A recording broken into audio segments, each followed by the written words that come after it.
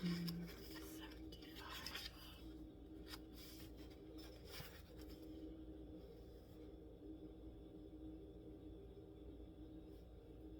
Sorry, what? Yes. Can I help you?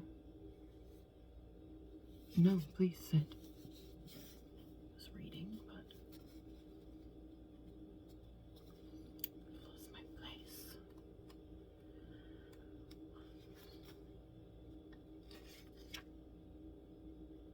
Can I help you with something? What am I reading? I'm not really sure that you would know this particular title.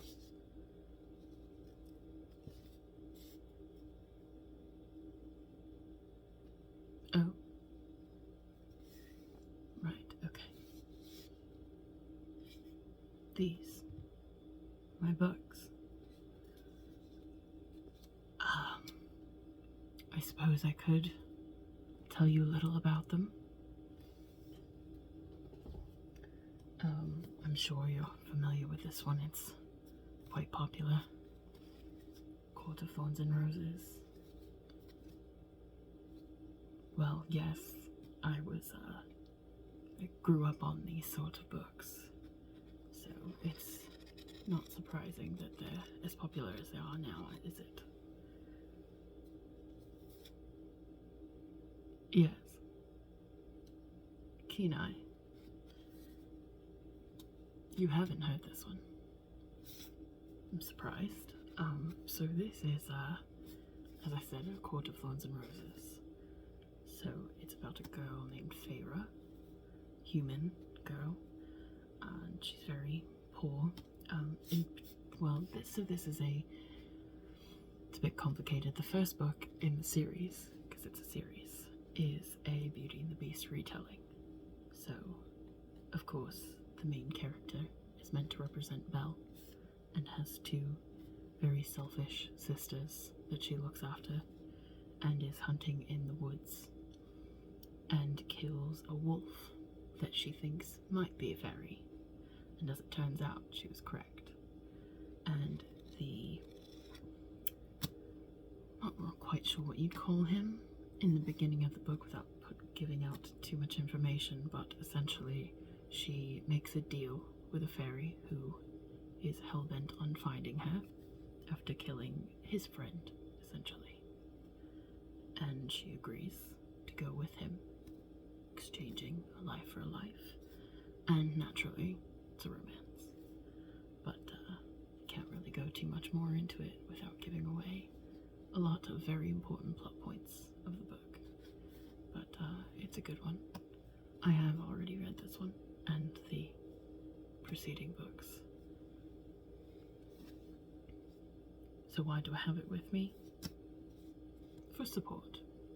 Sometimes I like to reference it with some of my other material. Are you a romance reader then? Not typically. Yeah. Well, I will admit most of what I have is of the romance variety. Are you into fantasy at all? Not usually. Alright. May find yourself a bit disappointed in what I have to offer then. But if you are interested in romance, but not fantasy, I could always interest you in something along the lines of this. So this is called Chef's Kiss, and it is by a queer author, which I happen to try to find a lot of in my collection. I like to support those in my community. And this one deals with, were you familiar at all with Bon Appetit, the YouTube channel? Yeah. Yeah, Claire Sophie, yeah. So, this is definitely heavily inspired by everything that went down with that magazine and the YouTube channel in particular, with the people of colour employees not getting paid as much for the same kind of work as the white employees. But this deals with a romance between two of the primary names of the office, kitchen, but it's very much the grumpy sunshine romance trope. But one of the main characters is non-binary, so that spoke to me personally. I also really like to cook, so anything that involves romance and food is right up my alley. So if you were interested in something in the realm of romance but without the fantasy aspect, I would highly recommend this one. So what is it that you do typically read if you're not into romance and fantasy? Young adult, right. So first one that I showed you is sort of in the realm of young adults. It's called New Adult. Yes, very similar, yes. But if you primarily are interested in young adults, you might like, let's see here. As I said, I am primarily into fantasy, so, and this is still a bit light in the fantasy aspect. Perhaps that's not quite true. So anyway, this is a young adult book called All Our Hidden Gifts, and again features a non-binary character, so of course I had to have it in my collection, but it centers around tarot reading, which I am also a big fan of. Actually, allow me to just read you the back here. Maeve Chambers will do almost anything for attention. So when she finds a dusty pack of tarot cards at school, she soaks up the celebrity that comes with giving eerily accurate readings to her classmates. There's one person whose attention she can't capture though, her former best friend Lily O'Callaghan, whom she betrayed last year in an act that still makes Maeve cringe. When Lily is finally goaded into sitting for a reading, she selects a card that shouldn't be there at all. 2 days later, she disappears. Consumed by guilt, Maeve teams up with beautiful, sophisticated classmate Fiona and sexy, mysterious Ro, Lily's older sibling, to try to find her lost friend. But as the three combine their unnatural talents to bring Lily back, they must face the dark forces keeping her trapped before she's lost forever. So as I said, there's definitely a little bit of romance involved here, but not a lot, and definitely some aspects of fantasy. But it's so well written and so immersive. Also, I'll show you quickly if I can find a page. There are illustrations of the different tarot cards.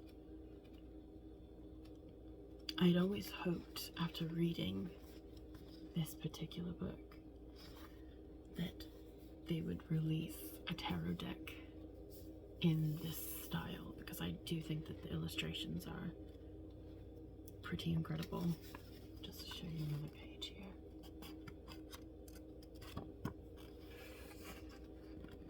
I like that it doesn't pull you too much out of the book. It's in between the chapter breaks.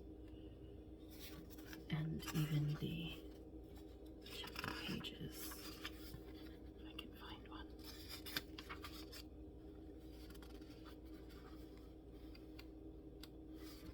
Oh, there's one.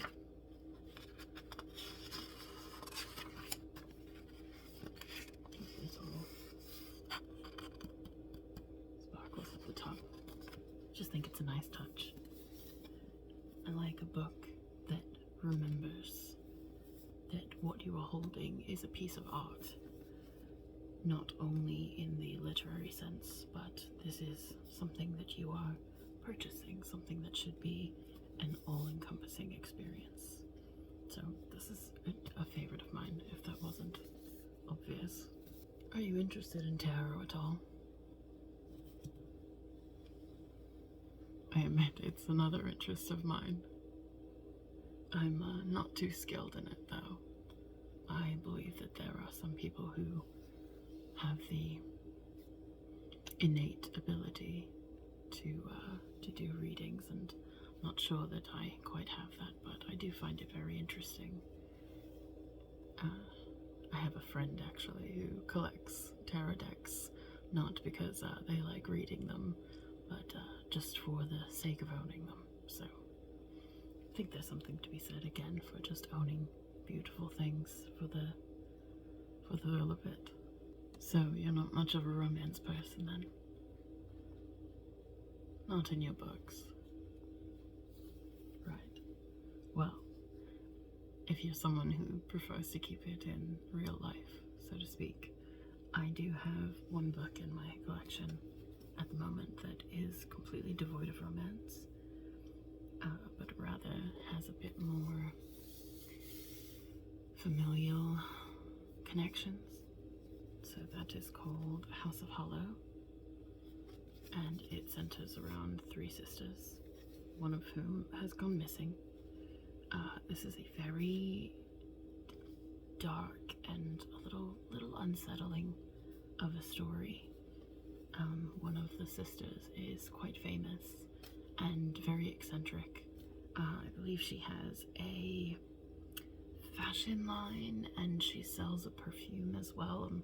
I read this quite a while ago, so this was another reason I brought this with me today. I kind of was hoping to pick this back up again. But 2 of the sisters kind of go on a bit of a journey to find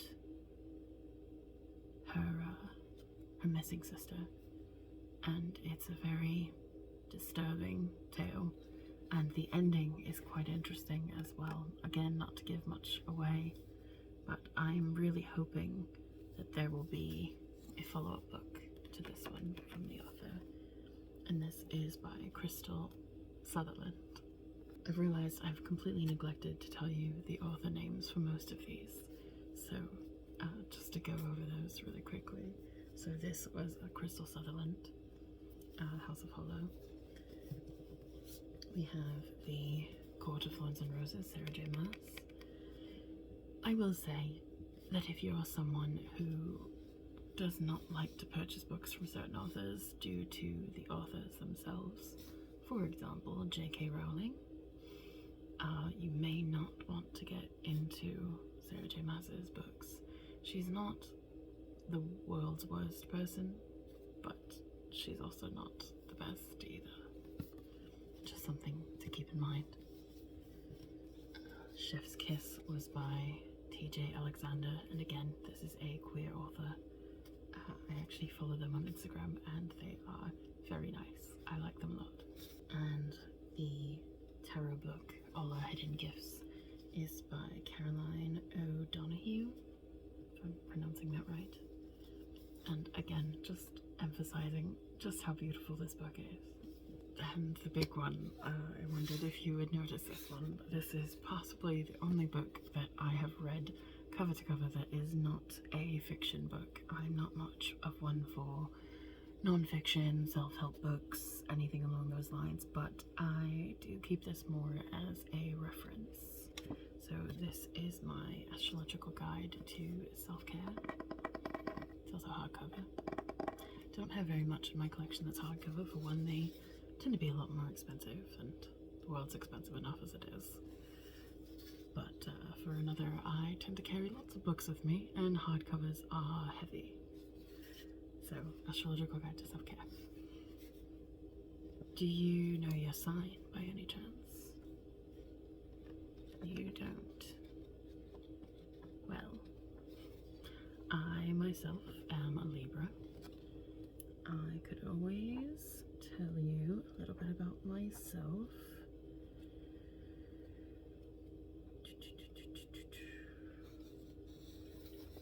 So, Libra. The dates for Libra are from September 23rd to October 22nd. I am September 28th. There are not a lot of us September Libras, so I'm always a bit excited when I meet one. So our element is air. this is where it loses me a little bit because I'm not all that well versed in astrology, not as much as some of my friends are. But our polarity is yang, assuming between yin and yang.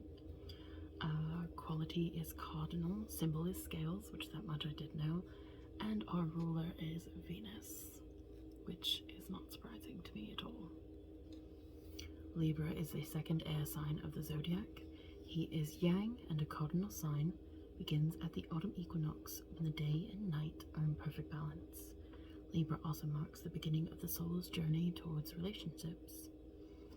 The word we comes to Libra's lips more easily than I, as he thinks of life in terms of relationships, and sometimes, in his zeal, assumes that his personal preferences are always enjoyable to his partners. Libra's goal is to balance we and me. Libra can become unbalanced because he sees all sides of every issue, and everyone's opinion. He considers too many possibilities. This leads to conflicts of opinion within himself, which I will say I find to be fairly true about myself.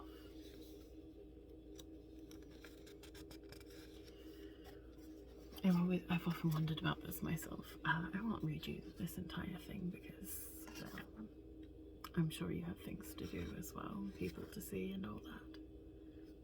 But the symbol for Libra is scales, and we're actually the only one in the zodiac that is represented by an inanimate object. There are others that are not represented by animals, most of them are. But, for example, Virgo is, well, technically humans are animals, but Virgo is represented by a woman. And I believe it's Aquarius that is just represented by water. Let me see here. Oh, I did not know this.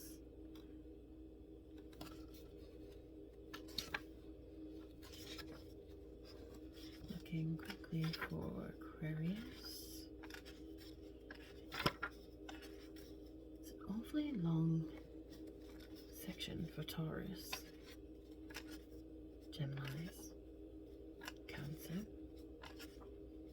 Leo, Virgo,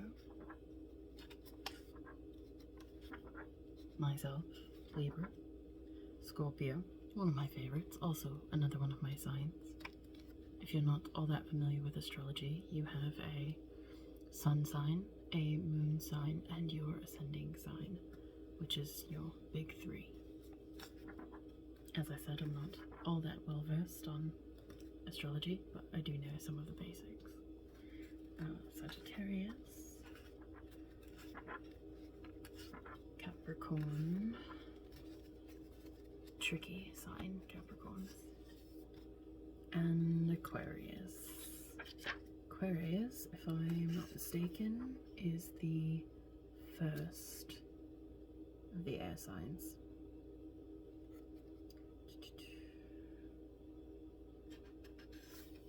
So Aquarius is still represented by a living being because, well, I always thought this was interesting. They are an air sign, but their symbol is a water bearer. So it is still a person. But anyway, you didn't come here to talk about astrology. I came here to talk about books.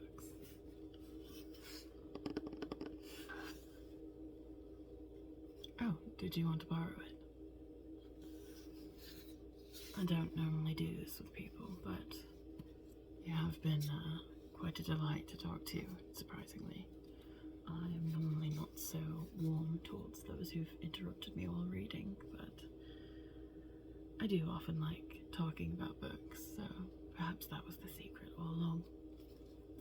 So, yes, you can borrow it. Perhaps with that you can learn a little bit more about your own signs, once you figure them out at least. When were you born? Ah, I see. That makes sense. Well, as I've said, it was lovely talking to you, but I do think I am going to get back to my book at this point. if you ever need to find me, I will likely be here. Usually am. Right. And again, thank you for the stimulating conversation.